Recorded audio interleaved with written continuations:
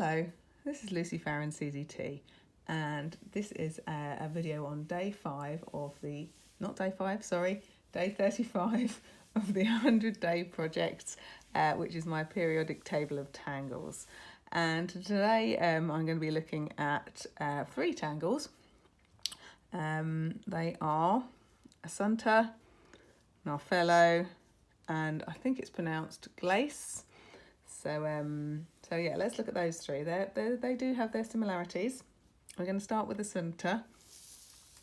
And this is kind of, I was led to this one by Cadent. You should be able to see some similarities between Assunta and Cadent when it's drawn. You kind of get these Cadent type shapes with Assunta.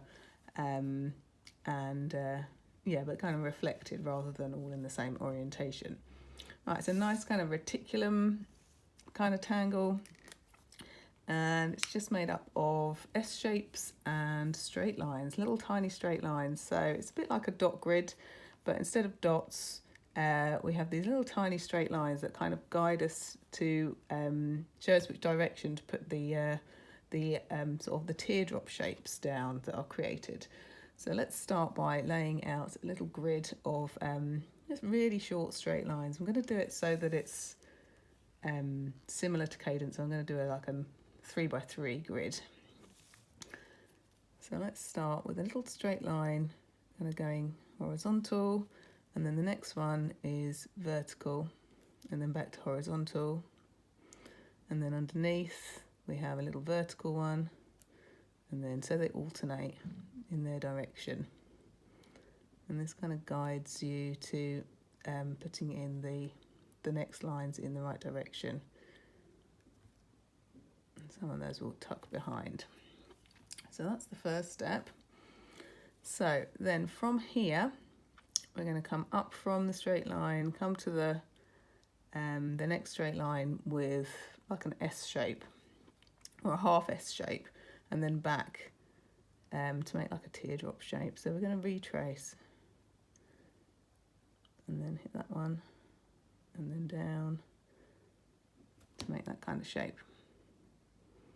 Yeah, and so you can see you benefit from having a short line because it kind of ends up being a curve. And then you're going to repeat that exactly the same in the next orientation where you've got that straight line. So that's here. So come up, retracing your line. You can do this in 2 bits if you want to. So you could do one bit and then the other bit, or you can do it all in one go like me. Totally up to you. And then have we got any more that look a bit like that? Yeah, these ones. This one's a little bit wonky actually in its alignment, but hey ho, doesn't matter. Okay, so then we just turn and repeat. So turn 90 degrees and we do the same again from our little straight line here, up. And we've got one of those there.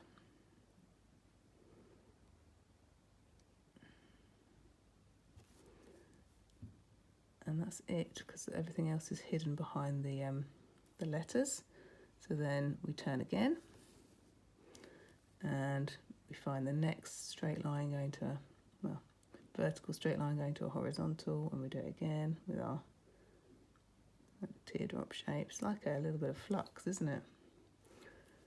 And then there'll be one there.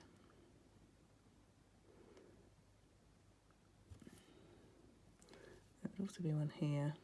We can't see the rest of that. And then finally we turn again and find those lines again.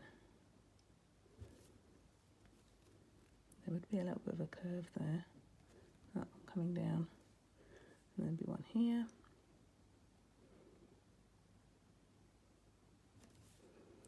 And a final one just here.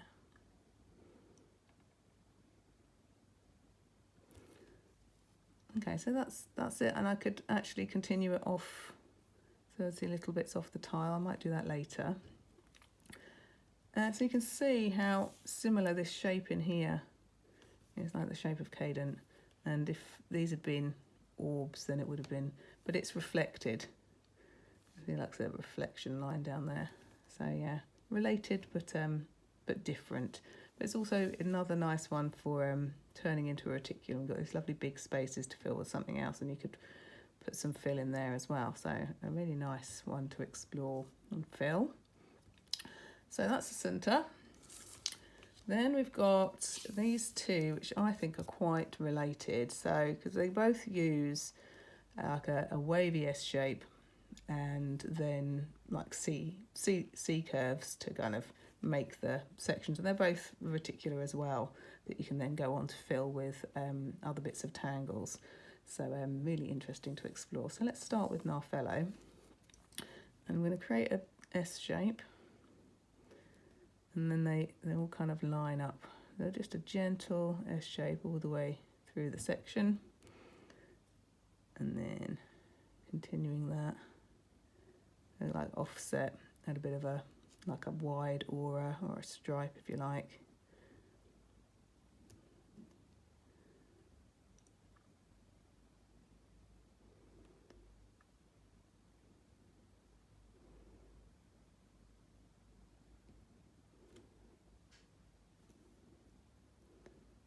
So these fill your section. And then you're going to break up these curves into, it's a real tessellation actually, because yeah, the shapes you end up with are very, very similar. So what you're going to do is kind of come from, well, we're going to come from the top here, and we're going to hit just before the crest of this S shape. We're going to hit that with our C curve. Come down like that.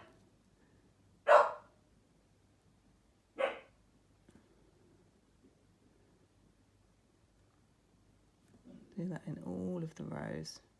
I think it makes sense to do it like this rather than doing one row at a time, although you can do, it's absolutely dependent on how you feel, because then we're going to go back with that same kind of C curve, so it's really an S, and you could actually probably do it all in one go if you wanted to, if you were confident, because we're going to come back across here and curve in a very similar way to make these gorgeous kind of 2D S's, which are actually very reminiscent of a tangle of mine, which is called swooshy. And then we go again, we're back over this way to create another one back in the other direction. Yeah, so these shapes are very, very similar. Can't see what's going on back there. There should be one over here, shouldn't there? And a bit of one there. Let's just figure out where else there would be some kind of line. And then we come back in this direction again.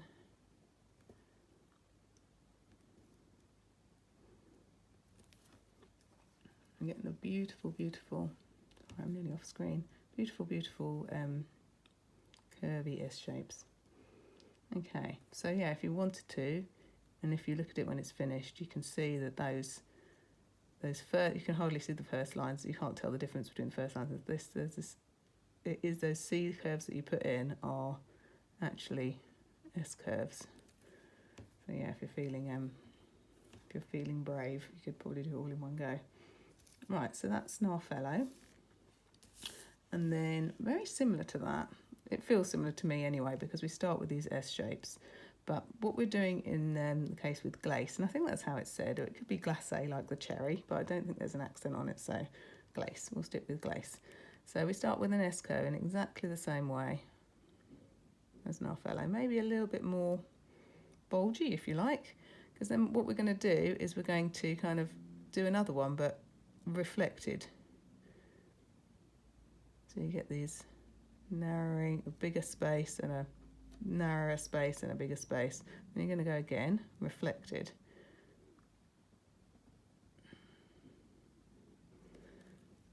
And then again reflected, so you're getting these, the space is narrowing down and bulging out.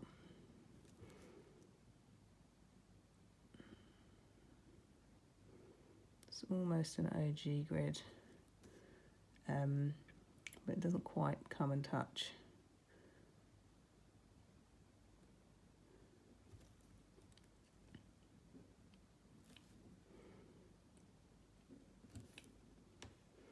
Okay, so there are S shapes, a bit like Narfello, but as I say, mirrored.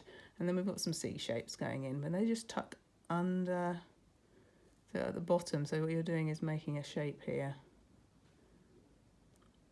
with a C curve, just at the bottom of there. And there would be one there.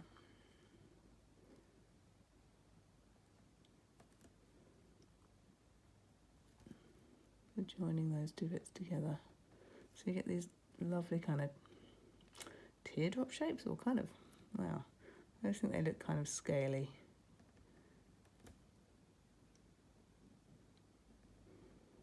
And then when the shading's in place on this, it does look like you shade kind of here to make it look like it's layering up. And this is another really open tangle. Absolutely prime as like a reticulum. That way they look a little bit like fish. So that's glace. So that's what we're looking at today. Assunta, Narfello and Glace, all very kind of like reticular that you could fill with things. And later on I'll be doing a little roundup of the whole of week 5 now it is, to look at all the tangles I've been looking at this week, which are all quite similar again. They're the kind of shapes that either tessellate or tessellate with auras, or just 2D shapes really been inspiring me this week. So I'll see you again quite soon for that.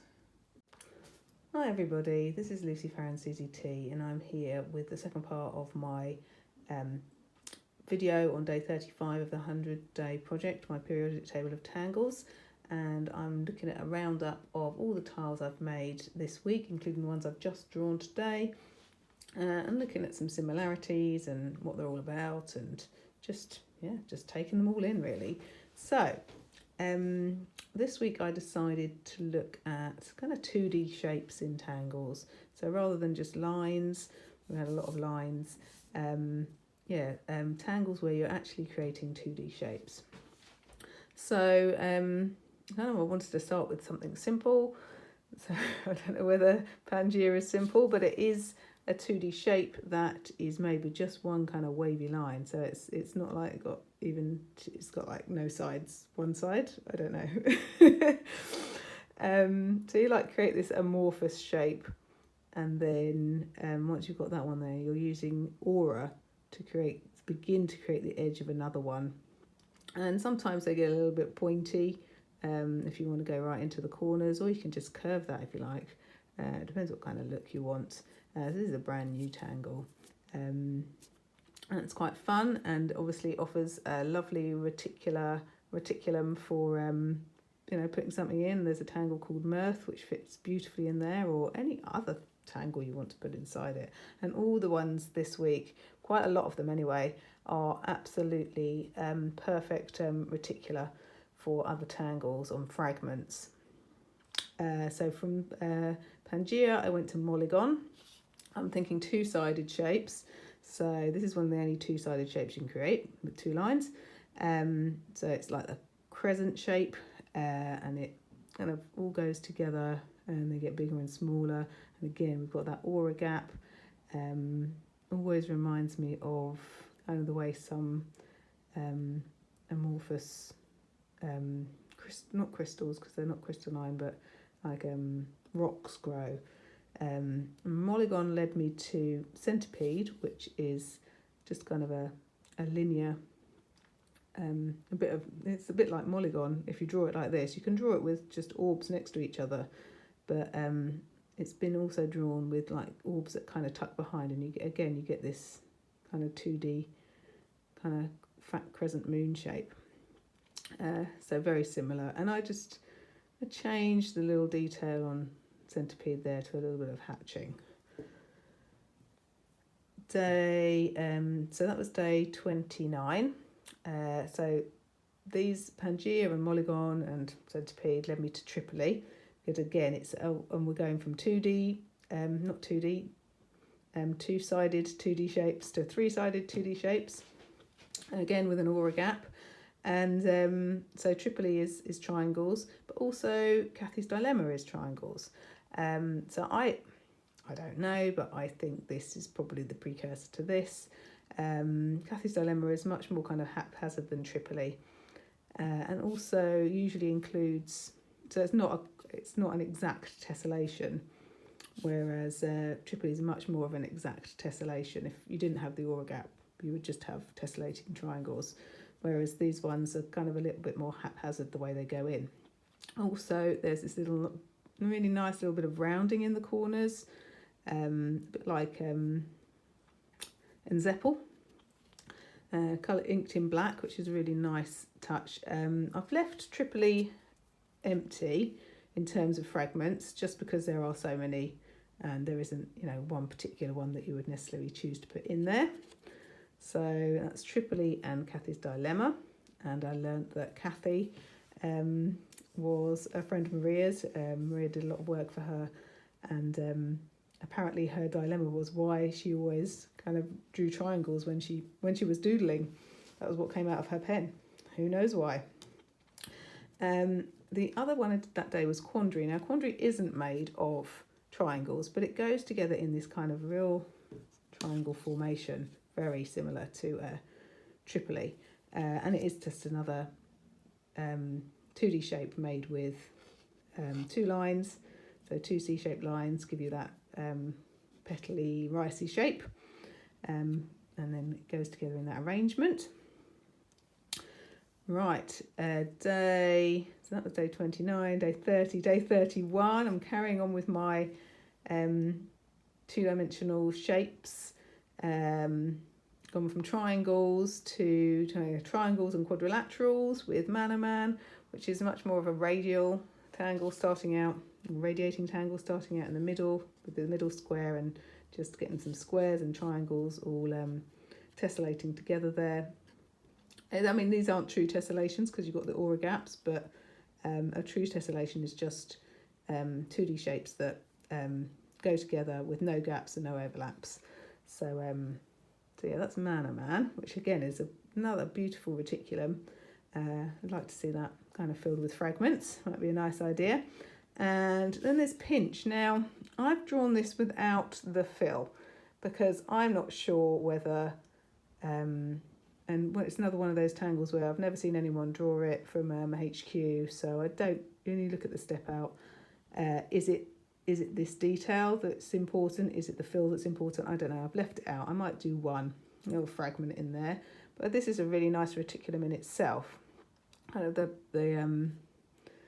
kind of squarish shapes getting smaller and smaller and smaller, and I wondered whether pinch kind of meant that it was being pinched smaller. So I've just left it without the fill at the moment. I might put one in, and then so that's another kind of four-sided shapes. And then BB is also like sort of quadrilaterals all strung together in a border type tangle with a little bit of ink in there. It hasn't got the aura gap. Well, you could draw it with an aura gap, but they will kind of nestle in next to each other. So that's BB. I don't know why that one's called BB. That's another mystery. So from there, I jump back to triangles with some more tessellating triangles. So Paradox and of course Munchin, which are close cousins. Munchin kind of being born from the misinterpretation of Paradox and Molly trying to draw it without kind of looking at the step out. And then we get Ing, which is more triangles tessellating together. It'd be interesting to maybe just kind of carry that on and see if you could, fit some more ing there and just get a complete sort of spread of ing. But I don't know. It's a lovely kind of ribbony border tangle in itself. Right, day 33. Again, still looking at 2D shapes. A bit of an eclectic mix here. We've got BB beeline, which is, I want to say diamonds, rhombus shapes all tessellating together with this lovely black fill, and it should have a bit of shading in there as well, but as I say, I'm leaving out the shading for now because it will all go in colour when I've decided what colours I'm using. W2, which has ended up as WT because I don't really want to put any numbers in. So these are little squares and then rectangles that tessellate together, and this looks beautiful when you shade it because you can shade it so that it looks like it's weaving. And Avriel, which I've again left empty because watching the video on Avriel, Project Pack 4 I think, Rick says it should be just a reticulum and then he fills it with something, but I think that's just kind of one example, so I've left it blank, though I may go back and fill it a bit, like I may go back and fill one little bit of Pinch, may fill one little bit of Avriel as well, just to show. Haven't decided yet.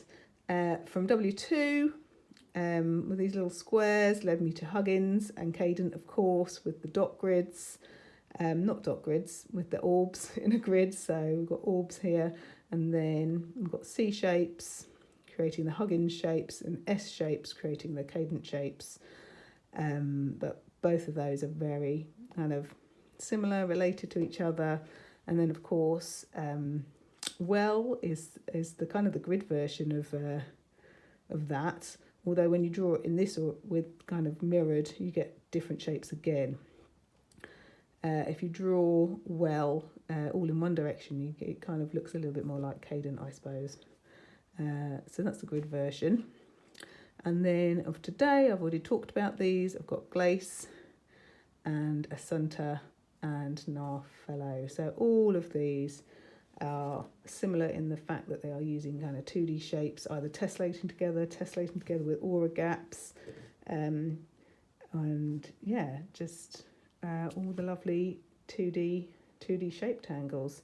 I will be jumping to something else, or maybe just mopping up some odds and sods next week. Some odd ones that don't really fit in with other things. I'm sure I will along the way find out what they do fit in with, but just some ones I haven't got to yet. I'm leaving all the organic ones to spend a whole week or maybe 2 weeks doing those close to the end, so they will all come together later on. Thank you for joining me on this beautiful sunny day, and I will see you again next week for another roundup. Look out for my photos on Instagram every day.